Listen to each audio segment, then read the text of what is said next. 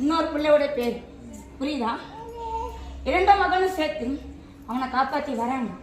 அப்படியே அது சிசவா இருக்கும்போது ஒரு அரக்க அழிஞ்ச பிற்பாடு உன்னால என் பாலங்களுக்கு ஆபத்து வரக்கூடாது அவ கண்ணீர் விட்டு என்கிட்ட மடிப்பிச்ச கேட்டா. அப்ப நான் தாயாக்கப்பட்டோம் என்ன செய்வேன் சொல் பாலகா? அப்போ ஒரு தாயகப்பட்டவோ மண்டி போட்டு மடியிலிருந்து என் பிள்ளைய காப்பாத்தமான்னு கேட்கும் போது நான் காப்பாற்றி தரேன் தான் வாக்கு கொடுத்தேன். அதைப்படித்தான் நடந்துகிட்டு வருது. இன்னைக்கு அவன் விசுவரூபம் எடுத்து உன் பொண்ணுக்கும் பொருளுக்கும் உன் சொத்துக்கும் அழிச்சு வரேன்னா அதுக்குன்னா நான் படிக்கார்த்தேன். என் எல்லைக்கு நீ தேடி வா கோயிந்தா.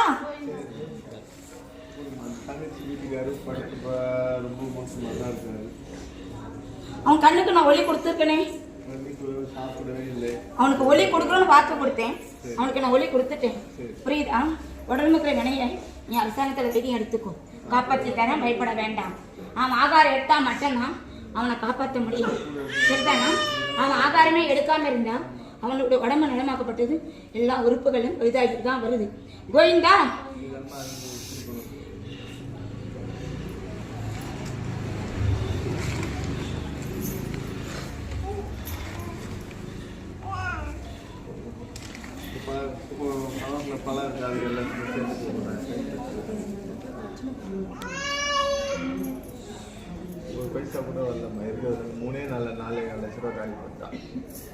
நாளைக்கு அடுத்த கருத்தம் என் திருநாள் நெருங்கிதான் வருது. 90 நாள் கூட இல்லை. எனக்கு 90 நாள் டைம் கொடுத்தேன். 90வது நாள் என்னோட திருப்பூஜை வரணும்.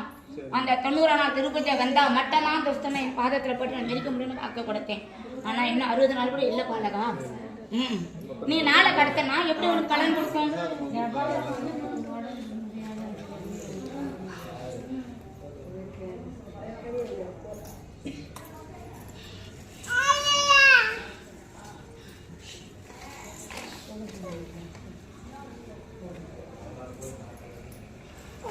முதல்ல கொடுத்த கனி உடம்புனேதோ பாதிக்கப்பட்டவனுக்கு உள்ள கொடுத்து, 2வது கனி கொடுத்தது நீ உள்ளுக்கு சாப்பிடு. ஒரு மக்கள் நோவாளி படுத்திருக்கா பத்தியா? அரசாங்கத்தில் வைத்தியம் எடுத்து அவனுக்கு இந்த கனியை செலுத்து. சரிதானா? அவன் பிள்ளைதான் அவனுக்கு கஷ்டம். அவனுக்கு தாய் தானே.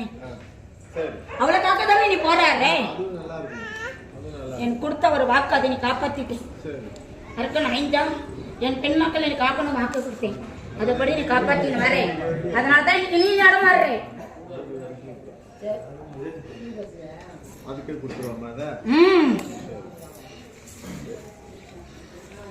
அது டக்குன்னு முடிச்சதுக்கு நான் டக்குன்னு